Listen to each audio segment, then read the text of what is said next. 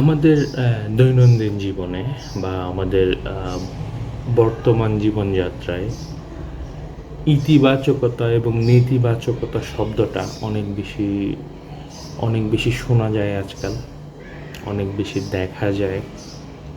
সব ক্ষেত্রে দেখবেন, সব ক্ষেত্রে। আমার তো মনে হয় না এমন কোনো ক্ষেত্র বাকি আছে যেখানে এই মুহূর্তে পজিটিভিটি এবং নেগেটিভিটি ঢোকেনি। সো পজিটিভিটি আর নেগেটিভিটি এগুলো আসলে আহ, অনেক বড় একটা ব্যাপার, যেটা এক সময় খুব বেশি যে আমাদের জীবনকে চালনা করতো সেটা না, কিন্তু এই মুহূর্তে রাইট নাও ইন্টু 2024 আমাদের লাইফ প্রতিনিয়ত এই পজিটিভিটি আর নেগেটিভিটির যে যে ধূম্রজাল সৃষ্টি হয়েছে সেটার মধ্যে আবর্ত করে। তার বড় বড় উদাহরণ আপনার চারপাশে অনেক ছড়িয়ে আছে। আপনি সোশ্যাল মিডিয়ায় খুললেই দেখবেন যে কোনো বড় বড় সেলিব্রিটির পোস্টে 60% কেউ পজিটিভ বললে বাকি 40% অবশ্যই নেগেটিভ বলবে। এটা ছাড়াও মনে করেন আপনি বিভিন্ন ধর্মীয় ইস্যু দেখেন, পজিটিভিটি এবং নেগেটিভিটি তার মধ্যেও আছে। বিভিন্ন রাজনৈতিক ইস্যুতে পজিটিভিটি নেগেটিভিটি আছে। কিন্তু অ্যাকচুয়ালি আসলে আপনি কি বুঝতে পারছেন যে নেগেটিভিটির পরিমাণটা অনেক বেশি বৃদ্ধি পেয়েছে এই মুহূর্তে? নেগেটিভিটি এই মুহূর্তে আপনার জীবনযাপন, দৈনন্দিন জীবনকে যেভাবে পরিচালনা করছে, আপনি কি সেটা উপলব্ধি করতে পেরেছেন? আজ থেকে মনে করেন 30 বছর আগে, 20 বছর আগে মানুষে মানুষে যে সদ্ভাবটা ছিল, আমাদের ভেতরে কোনো একটা জিনিসকে অনেক ইজিভাবে নেয়ার যে প্রবণতাটা ছিল, সেটা এই মুহূর্তে নাই। অনেক ক্ষেত্রে হয়তো আমরা বাধ্য হয়েছি, অনেক ক্ষেত্রে আমাদের রুচি চেঞ্জ হয়ে গিয়েছে বা চিন্তা ভাবনা চেঞ্জ হয়ে গিয়েছে। অনেক ক্ষেত্রে বলবো না, এবং এটা বেশিরভাগ ক্ষেত্রে আপনার নিজের অজান্তে আপনার এই মেন্টালিটিটা বা মনোবৃত্তিটা বা মনোবাসনাটা নেগেটিভ পথে পরিচালনা করা হচ্ছে।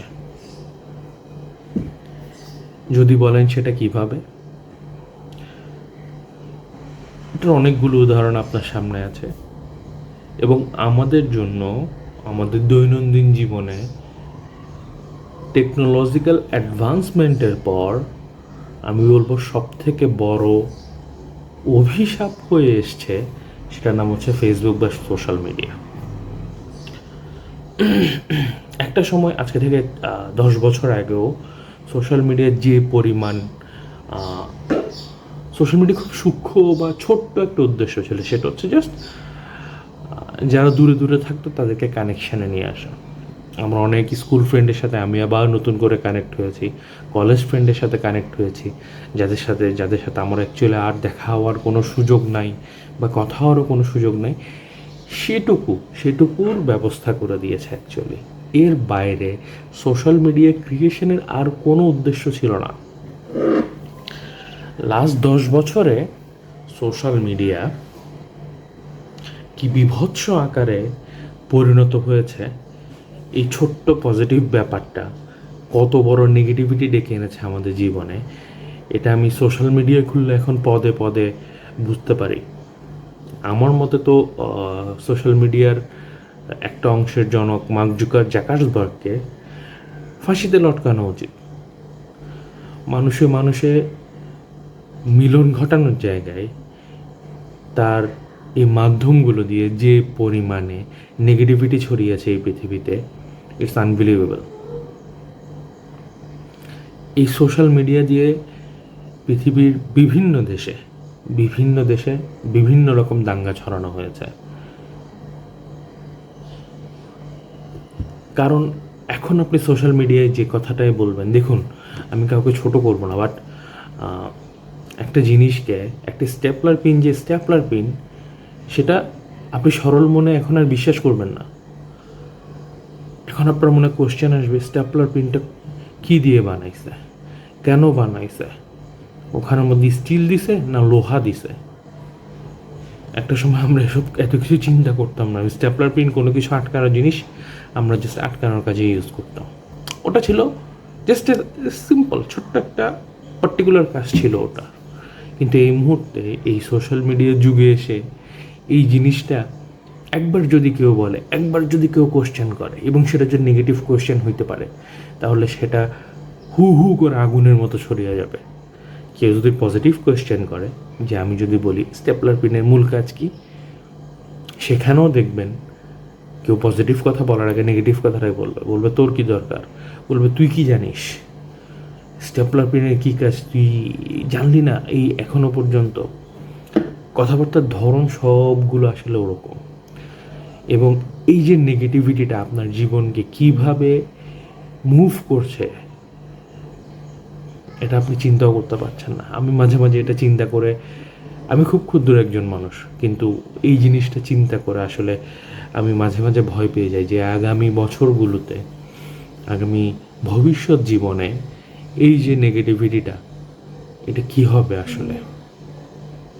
আমার তো মনে হয় আজকাল আর ভিপিএন দিয়ে পর্ন দেখারও দরকার হয় না।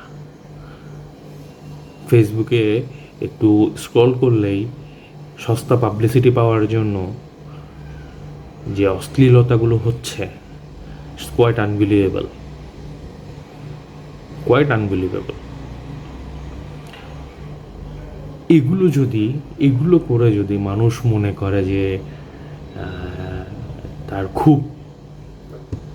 খুব জীবনে অনেক উন্নতি হয়ে যাচ্ছে, হ্যাঁ অনেক কিছু হয়ে যাবে, এবং এটা এটা এটা আসলে একদম ভুল। এবং তার থেকেও ভয়ঙ্কর কথা, এখানে যে ব্যাপারটা হচ্ছে এই মুহূর্তে, যে ছোট ছোট ছেলেরা, ছোট ছোট মেয়ে বা ইয়াং বয়সী ছেলে মেয়েরা, তারা পড়ালেখার প্রতি উৎসাহ জাগার আগে সে চিন্তা করছে আমি ইউটিউবার কীভাবে হব, কীভাবে আজে বাজে কন্টেন্ট বানাবো। ইউটিউবে সবাই ভালো কন্টেন্ট বানায় না, ঠিক আছে? ইউটিউবে সবাই ভালো কন্টেন্ট বানায় না, সোশ্যাল মিডিয়ায় সবাই ভালো কন্টেন্ট বানাতে পারে না। প্রত্যেকটা কাজের জন্য আলাদা আলাদা আলাদা আলাদা মেধার দরকার হয়, ঠিক আছে? আলাদা আলাদা মেধার দরকার হয়। যে সচিন টেন্ডুলকার হয়েছে, যে ওয়াসিম আকরাম হয়েছে, তার পার্টিকুলার ওই গুণটা ছিল। সে সচিন টেন্ডুলকার শুধু তার ট্রেনিং দিয়ে বা তার প্র্যাকটিস দিয়ে হয়নি। তেমনি লিওনেল মেসি বা ক্রিস্টিয়ানো রোনালদো বা ম্যারাডোনা বা পেলে, এটা কেউ শুধুমাত্র প্র্যাকটিস করে নিজেকে শার্প করে হয়নি, সাথে কিছু আলাদা কিছু ব্যাপার ছিল। এই কারণেই সে মেসি এবং রোনালদো হয়েছে। এই জিনিসগুলো আমরা ভুলে যাই। আজকালকার মানুষজন দেখতে পাচ্ছে যে যত আজে বাজে, যত নেগেটিভ কন্টেন্ট বানাবে। আপনি এখন হিন্দু ধর্মকে গালি দিয়ে কিছু একটা ভিডিও বানান, হাজার হাজার মুসলিম ওখানে আপনাকে বাহাবা দিয়ে, সাবাস দিয়ে, পজিটিভ ফর্ম লাইক দিয়ে যাবে। একজন হিন্দু যদি একটা মুসলিম ধর্মের এগেনস্টে গিয়ে বাজে বাজে কথাবার্তা বলে একটা ভিডিও বানায়, হাজার হাজার লক্ষ লক্ষ হিন্দু গিয়ে সেখানে লাইক দিয়ে আসবে। That is the nature of our now. আমরা কোনো পজিটিভ কথা বলতে পারি না, আমরা শুধু এই মুহূর্তে নেগেটিভিটির দিকেই দৌড়চ্ছি, এবং সোজা সরল ইকুয়েশনটা আমরা বুঝতে পারি না। এবং এই জিনিসটাকে উপজীব্য করে আমি আজকাল ন্যাশনাল মিডিয়াগুলো ঠিক সেই কাজটাই করছে। ইউক্রেন রাশিয়া যুদ্ধ শুরু হওয়ার পর, ছোট করে বলি, ইউক্রেন রাশিয়া যুদ্ধ শুরু হওয়ার পর আমি দেখলাম কি এখনো পর্যন্ত আমাদের বিভিন্ন ন্যাশনাল মিডিয়া যারা পুতিনকে খুব প্রশংসা করে তারা নিউজগুলো করে। ইউক্রেনের রাশিয়ার হাতে একই বোমা, হ্যাঁ রাশিয়ার হাতে একই অস্ত্র, একই ক্ষেপণাস্ত্র, ভয় পেয়ে গেল পশ্চিমা দেশসমূহ। ওকে, জাস্ট গুড। রাশিয়ার হাতে অস্ত্র থাকাটা একটা ব্যালেন্সের ব্যাপার, ঠিক আছে? দেন আবার আপনি যখন ঠিক পাল্টা পশ্চিমাদের কোনো দোষ খুঁজে বের করছেন, দ্যাট মিনস এমনভাবে রাশিয়ার কথাটা বলছে যেন Putin is a very very very great man. Okay, actually পুতিনকে আসলেই গ্রেট ম্যান? আপনার যদি বাংলাদেশ বাংলাদেশে আওয়ামী লীগ সরকারকে নিয়ে সমস্যা থাকে, তাহলে আপনার লজিক্যালি আইডিওলজিক্যালি পুতিনকে নিয়েও সমস্যা থাকা উচিত, নাথিং এলস। আইডিওলজিক্যালি আপনি যদি আওয়ামী লীগকে সমর্থন করতে না পারেন, তাহলে আপনার পুতিনকে সমর্থন করা উচিত না। গেল। এবার এইরকম নানান রকম নেগেটিভ নিউজে আপনি দেখবেন আমাদের সোশ্যাল মিডিয়াগুলো ভর্তি। মাঝে মাঝে কী যে নিউজ করে, কেন করছে, ইভেন হেডলাইনটা পর্যন্ত ওরা নেগেটিভ করে, যাতে আপনি একবার খুলে দেখেন নিউজটা। এটা কেন হচ্ছে আসলে? কারণ আমরা নেগেটিভিটির ফুটেজ খাই। এবার আপনি বাস্তব পৃথিবীর দিকে আসেন। অ্যাকচুয়ালি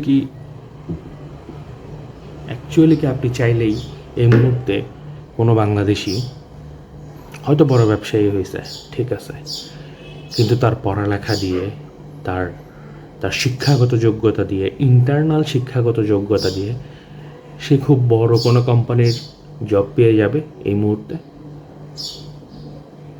1000 জনে একজন বা দুজন থাকে। কম্পেয়ার করব এবার ভারতের সাথে, চায়নার সাথে, জাপান, কোরিয়া, তাইওয়ান, এইসব দেশের লোকগুলো যখন তারা তাদের নিজেদের ইউনিভার্সিটি থেকে পড়ালেখাটা শেষ করে বের হয়, ওয়ার্ল্ড মার্কেটে সে যেখানে দাঁড়িয়ে থাকে, আপনি তার জায়গায় কোথায় দাঁড়িয়ে থাকি আপনি জানেন সেটা?